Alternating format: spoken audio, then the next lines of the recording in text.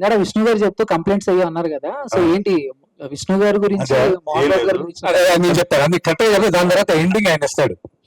నాకు డ్రోన్ వచ్చి షూటింగ్ లో తగిలింది, ఇక్కడ కట్ అయిపోయింది. షూటింగ్ అందరూ ఇంకా almost end of the day, అది ఇంకొక 2-3 hours షూటింగ్ ఉండింది. మేము ఒక 9,000 ఎకరాల ఫామ్ ని రెంట్ కి తీసుకున్నాం ఈ షూటింగ్ చేయడానికి. ఒక 3 నెలలకు 6 నెలలకు 4 నెలలకు ఎంతో తీసుకున్నారు. నాన్నగారేమో ఆ ఫామ్ లో ఉన్న ఆ ఫార్మర్ ఇంట్లో అది రెంట్ కి తీసుకుని అక్కడే ఉన్నారు ఆయన. మేము షూటింగ్ ఫినిష్ చేసి ఆయన ఎందుకు దాటే వెళ్ళాలి. సరే కట్ అయిపోయింది, బ్లీడ్ అవుతుంది. అక్కడ రూల్ ప్రకారం సేఫ్టీ ఆఫీసర్ ఉండాలి, వాళ్ళు వచ్చి go to the hospital immediately stitches చేయాలి అది ఇది. సో అక్కడ చేసే లొకేషన్ లో ఫస్ట్ బాగా కోపం వచ్చింది, నాకే కోపం వచ్చింది. ఎందుకంటే లేడీ యూ థింక్ యూఆర్, నువ్వు పెద్ద స్టంట్ మాస్టర్, స్టంట్ కోరియోగ్రాఫర్ అనుకుంటావు, నువ్వు స్టంట్ మ్యాన్ అనుకుంటావు, నువ్వు ఇది చూసుకోలేదా నువ్వు? I felt it was my own mistake. Cameraman ఒక పక్క ఏడుస్తున్నాడు, అందరూ నాకు తగిలి దూరంగా రావడం ఫస్ట్ పరిగెత్తుకొని వచ్చింది అన్న. తల్లి ఏమైంది అన్న, ఏం కాలేదన్న, ఏం కాలేదు. ఎందుకంటే 30 seconds I was shouting on anger. నా పైన నాకు కోపం వచ్చి ఎవరిని దగ్గర రానివ్వలా. అండ్ దెన్ మా ఫ్రెండ్ ఉన్నాడు విజయ్, రాలేదు. అరే డ్రోన్కి ఏమైనా అయిందా వెళ్ళి చూడండి రాలేడు. అది తగిలి పడిపోయింది అక్కడ. ఈ కెమెరామెన్ పరిగెత్తుకొచ్చారు, అందరూ వచ్చారు. It was bleeding. And Sarath Kumar garu వీళ్ళందరూ వచ్చారు. అక్కడ జూనియర్స్ ఏడవడం మొదలెట్టారు. I wasn't looking at it because I knew బాగా డీప్ గా కట్ అయింది. ఇట్ వాజ్ వచ్చినప్పుడు ఐ టోల్డ్ ఎవ్రీబడీ, నేను శరత్ అన్నాను, uncle nothing happened uncle, I just go to the hospital అది ఇదని. వెనక్కి తిరిగి ఎందుకో అందరికి my request to all of you, దయచేసి నాన్నగారికి చెప్పకండి. Do not tell my father, okay? ఆయన కంగారు పడతాడు, వద్దు ప్లీజ్ ఎవరు చెప్పకండి అని అందరికీ చెప్పేసి అందరూ ఓకే ఓకే ఓకే అనేసారు. ఓకే అని చెప్పేసి కార్యక్రమం నా ఎందుకు వచ్చిన కూడా అని నాకు లక్కీగా ఎందుకు కనిపించదంటే టాటూ వేసుకున్నాం ఫుల్గా. అది ఇక్కడ దాకా టాటూ ఉండేది కాబట్టి అది కవర్ అయి ఉంది.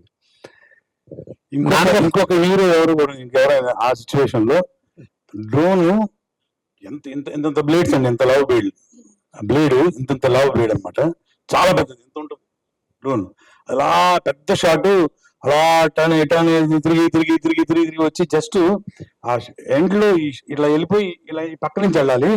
అతను కొంచెం రాంగ్ అతను ఆపరేట్ చేశాడు. జస్ట్ ఇక్కడ కట్ అయింది సార్, మాకు కూడా తెలియదు. ఎందుకంటే దాని లాంగ్ లో ఉంటాం ఆర్టిస్టులు అందరూ. దాదాపు ఒక 30 ఎకరాల ఓపెన్ మైదానం అది. తగిలింది డ్రోన్ కింద పడిపోయింది. పెద్ద నడిచేశాడు, మాకు అర్థం కాలేదు అసలు. మాకు బ్రెయిన్ బ్లాంక్ అయిపోయింది.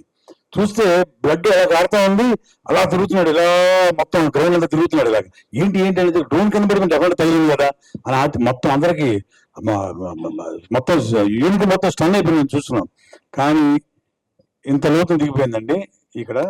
అయినా కూడా 10 minutes లో మొత్తం అలా ఫస్ట్ ఎయిడ్ చేసుకుని రెడీ షార్ట్ రెడీ అన్నాడు తను. అంత అంటే ఇది నేను ఇంతమంది చెప్తున్నానంటే ఓపెన్ గా పెట్టిన ఎఫర్ట్, ఈ సినిమా పెట్టిన ఎఫర్ట్ గురించి ఒక చిన్న ఎగ్జాంపుల్ చెప్పాను అంతే. నేను కథ కంప్లీట్ చేస్తాను. అయిపోయింది, అందరూ వెళ్ళి హాస్పిటల్కి వెళ్ళిపోమన్నారు, సేఫ్టీ ఆఫీసర్ వెళ్ళారు, అది ఇది. నాన్నగారి ఎందుకో డౌట్ వచ్చి వెళ్ళేటప్పుడు కార్ మాత్రం నాన్నగారి ఇంటి దగ్గర ఆపండి అన్న. ఆపి లోపలికి వెళ్ళి, నాన్న నాకు ఒక 2 hours ముందే ప్యాకప్ అయిపోయింది, నేను రూమ్కి వెళ్తాను, నాకు ఇంకేదో రేపటి రిహర్సల్స్ చేసుకోవాలి, అది కాసేపు కూర్చొని వెళ్ళరా, ఎందుకు అంత తొందరగా వెళ్ళిపోతున్నాను. లేదు నేను వెళ్ళొస్తాను. కార్ ఎక్కి నేను వచ్చేసా. హాస్పిటల్కి వెళ్ళాం, పోలీస్ కేసు అది ఇది అన్నారు. సరే ఎందుకు వచ్చింది ఇది, మళ్ళీ అంతా క్లీన్ చేసుకున్నాం, స్టిచెస్ వేసేసుకున్నారు, అంత అయింది, క్లీన్ చేసుకుని కూర్చోన్నా. యూనిట్ లో అందరూ కొంచెం కంగారు పడున్నారు, కెమెరామెన్ బాగా డల్ అయిపోయినాడు. So just to give them confidence నేనేం చేశాను, బ్యాండేజ్ చేసుకుని స్టిచెస్ వేసేసుకుని దట్స్ ఇట్ అనేసి భోజనానికి ఐఎమ్ ఆల్ పర్ఫెక్ట్లీ ఫైన్, అందరం భోజనానికి వెళ్దాం, రేపు morning I'm coming back to shooting at 7 o'clock అని చెప్పి మేము ఒక 15-20 మందిని తీసుకెళ్లి ఫుడ్ తినేసిన తర్వాత, నా పక్కన మా ఎగ్జిక్యూటివ్ ప్రొడ్యూసర్, నా బెస్ట్ ఫ్రెండ్ విజయ్, వాడికి ఫోన్.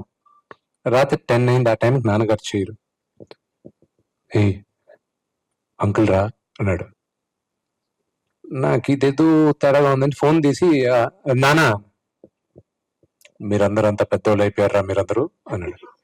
నేను ఏమైంది నాన్న, ఎలా ఉంది చెయ్యి అన్నాడు. నుంచి బానే ఉన్నాను, ఏం తగలనా, చిన్నవి నాన్న, రేపు మార్నింగ్ మీ లొకేషన్కి వస్తాను, మీరు చూడండి నాన్న, ఏం లేదు నాన్న. ఇంకా ఆయన నన్ను తిట్టకుండా ఆయన కొంచెం అలిగి ఫోన్ కట్ చేశాడు. ఇంకా నాకు ఎవరు చెప్పారు, నాకు తెలియాలి ఎవరు చెప్పారు, అసలు నాన్నకి ఎవరు చెప్పారు, అది ఇదని. అంటే 8 దాకా రఘువన్ ఓపిక పెట్టాడు. 8 తర్వాత జనమ అన్న ఎవరికి లెక్క చేయడు అని అర్థమయ్యే వాళ్ళకి అర్థం అవుతాయి. అన్న 9:30కి 9:45కి నాన్నకు ఫోన్ చేసి, అంకుల్ విష్ణుకి ఏం కావాలా, బాగున్నాడు అంకుల్ అని. విష్ణుకి ఏం కావాలా, ఏది చెప్పు అన్నాడు. అంకుల్ ఇలా జరిగింది అంకుల్ అని ఏడ్చేశారు అన్న. ఇంకంతే, మరుసటి రోజు 7 గంటలకి ఐ హ్యాడ్ టు గో, లేకపోతే అక్కడ 600 మంది వెయిటింగ్ అంతా ఉండింది. వెళ్ళి మేకప్ వేసుకుని 7 గంతా వెళ్ళే లోపల నాన్నగారు అక్కడ నిలబడి ఆల్రెడీ యూనిట్ అందరు క్లాస్ పిగుతూ ఉన్నాడు. ఏందన్నా అంతా ఓకేనా, అంతా అయిందని. సో ఆ ఘనత రఘు అందే. భయం, చాలా భయం, ఎక్కిచ్చేస్తాడు. అంటే నా డౌట్ ఏంటంటే ఇంకెవరైనా చెప్పేసి ఉంటారేమని డౌట్ నాకు ఫస్ట్.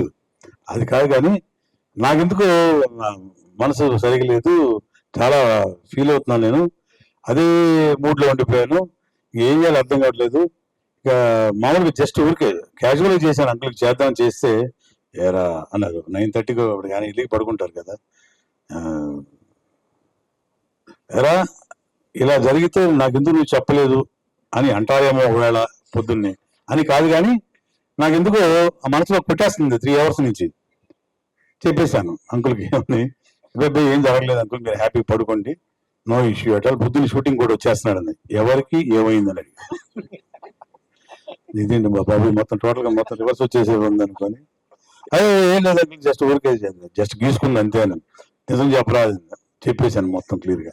ఇంకా అప్పటికప్పుడు మళ్ళీ ఫోన్ చేసి ఏంటి అనేది లేదు, సబ్సైడ్ చేశారు అంకుల్.